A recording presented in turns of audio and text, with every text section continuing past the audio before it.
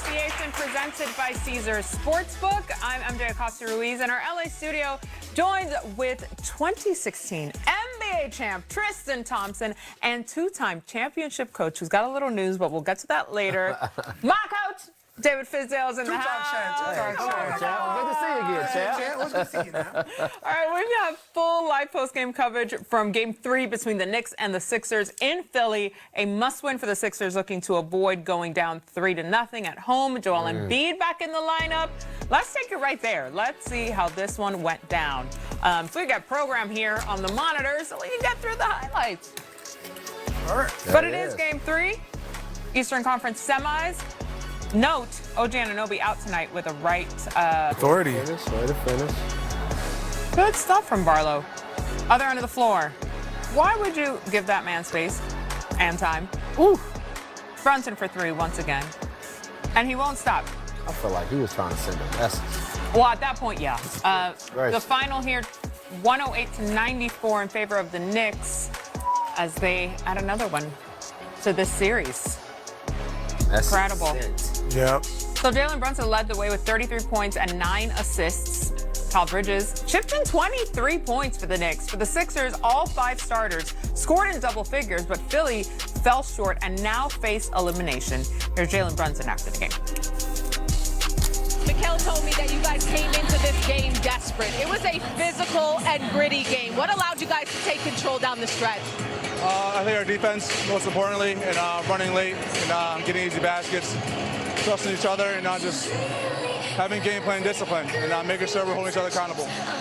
And look, you've won a lot of games in this building with Mikal, and he's really been stepping up this series. What are you noticing about his comfort and confidence so far? I mean, his confidence has always been there. It's he works really hard, and sometimes when the ball doesn't go in, he may second guess himself, but the way he works, the way his mind is, he's on to the next every single time. So having a short-term memory for him for us is really key, and he has that, and he's been playing great. So you take a 3-0 lead with another one here in Philadelphia. Knicks fans were loud, and they made their presence felt. What type of momentum do you feel like this group is building right now? I think we have great momentum, but after each game, we say, it's over. Focus on our next one. Gotta have short-term memory, like I said. Congrats on the win, Jalen. Thank you, appreciate it. All right, so teams that take a 3-0 lead in the playoffs have an all-time series record of 161-0. So what are your immediate reactions to the Knicks taking this commanding lead, Coach? It's just a matter of when they're taking the meat off the grill now. It's cooked. How do you like it? Yeah, I like medium rare, a little blue in it. It's a good analogy. No, I mean, at the end of the day, like I said yesterday, I really do think at this time of the year, you got to look at great connection as a talent. Philly went through a season this year where they had missing pieces up, down, and to build the real connections that you need to succeed at this time of the year, you had to go through stuff together, out on that floor, the battles. Because even when the Knicks were struggling, they were together going through all of that stuff. And so you can see the Knicks are totally locked in. Defensively, we just got a clinic. If you want to know how to shut down people, the Knicks just gave you an absolute clinic because, again, I always question, will they be able to protect Brunson?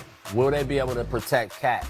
Those two guys are defending at a higher level than they've ever defended individually, so they're not having to protect them that much. And the level that they're playing at, the effort level that they're playing at is unbelievable. So, I think this one is, you can chalk this one up. I mean, the travel agent's definitely getting a phone call or a little text on the side. But I think for me, it's looking at, whenever a team, you're going down 0-2 and coming back home, this is where role players step up. Usually role players at home shoot better, you're more confident, you know the rims. But if you look at, Philly's bench, they only had 11 points off the bench compared to New York at 30.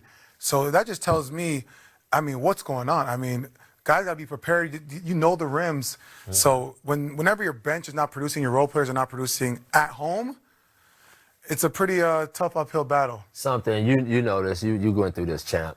When you on the other team's, court, up 2-0, they come out, they give you their best swing, and then you just come back and just boom, boom, boom, and it's over. You know you got that team because once you take their best punch and you weather it and you're still right there, we're going to get this one. And you could see it in New York's body language.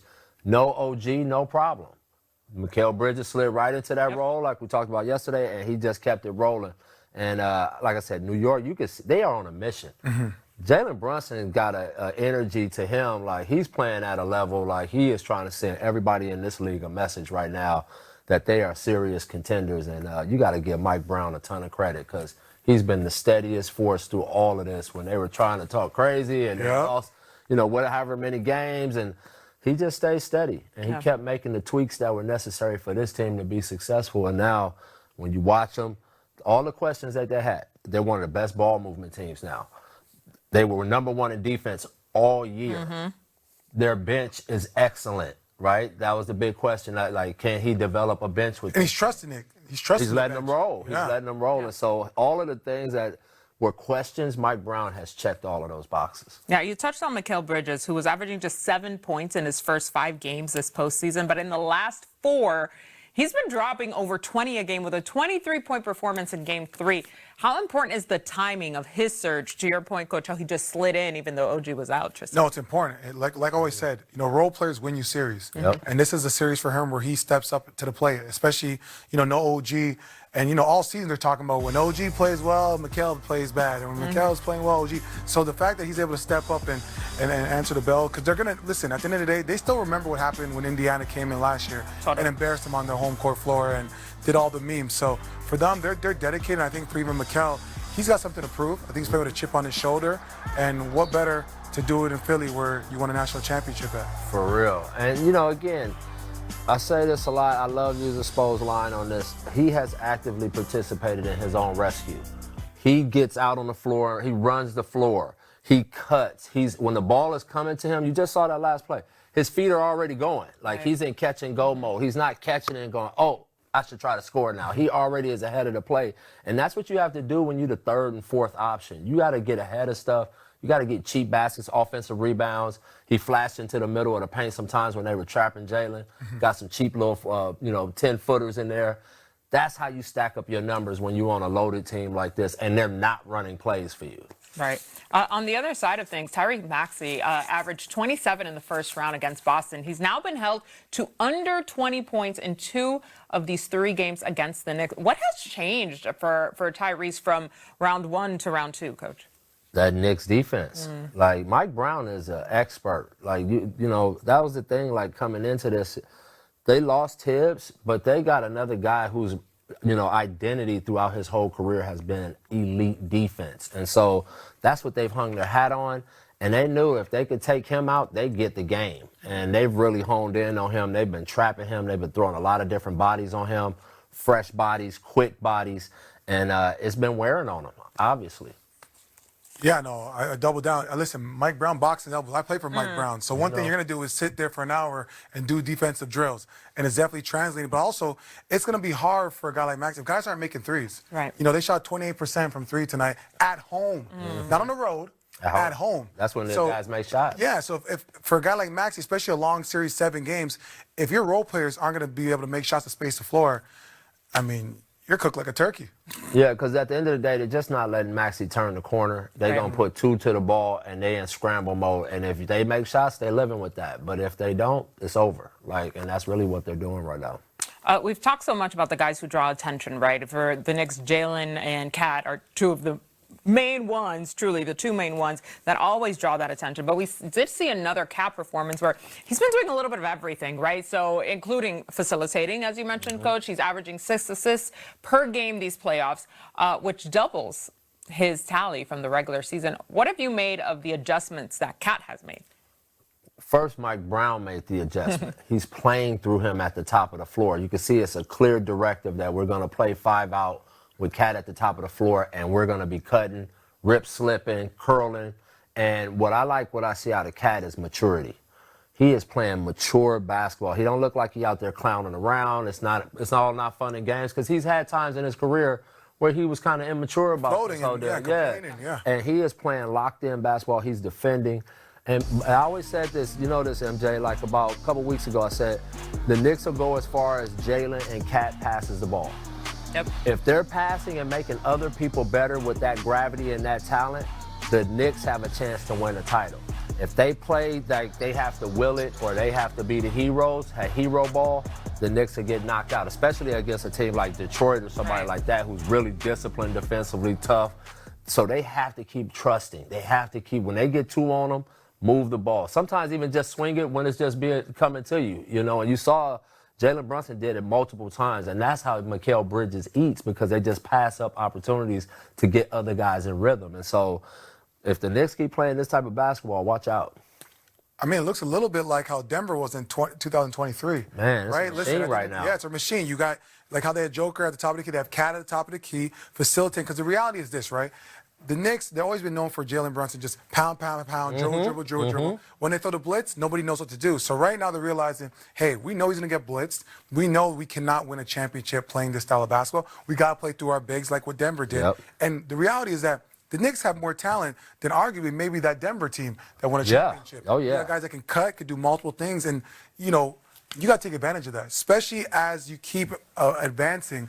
You're going to have to You're going to bring new things out of your trick bag. I think this right here is unlocked something big for the Knicks playing through Cat Moore. No doubt. And it opens up the game for Jalen Brunson to get off the ball. Yeah. So now he's setting back screens. He's getting easier And preserve looks. himself to the fourth quarter. Yeah. The fourth quarter, his numbers right now. Because he put in a lot of effort in the past of just trying to get the team there. And by the time he got to the end, he was done. Right, he was cooked. But now I think the way they're going about playing, the way they're sharing the game, he'll be ready to go all the way through to the end. So wait, are the Knicks the team to beat now in the East? I'm not saying that. I just think it's wide open. I really do. And it has been. Not orange and blue skies? Yeah, I mean, look, Spike, orange and blue skies, Spike, orange and blue skies. That's my man. But I just think what we said all year, like, it is a wide open race. Yeah. And right now it's looking like it's going to come down to the Knicks in Detroit. And Detroit has had their number. So that's going to be interesting to see if the Knicks have now gotten to a place where they're over that and they figured out this Detroit recipe. So I'm just looking forward to it. They're going to beat the hell out of each other. I mean, it's going to be a melanin battle. It's going to be the light skins versus the dark skins. Yeah, I love it. Please. I'm telling you, right? You got the light bright. So we already know I'm rooting for it. I know you take it. Wait a minute, I don't know. I got K.